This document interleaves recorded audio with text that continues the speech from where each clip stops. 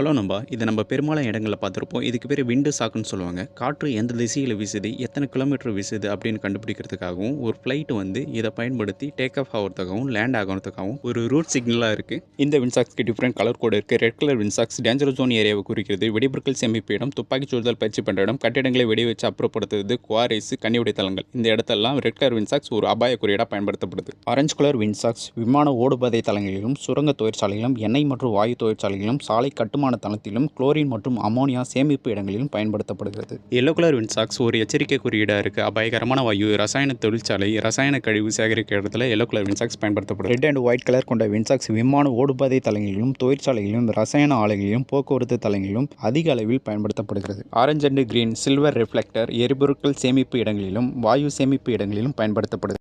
White colour windsocks airport, helipad தளங்களில் பயன்படுத்தப்படுகிறது. Green colour விண்ட்சாக்ஸ் garden ஏரியாவில் பயன்படுத்தப்படுகிறது.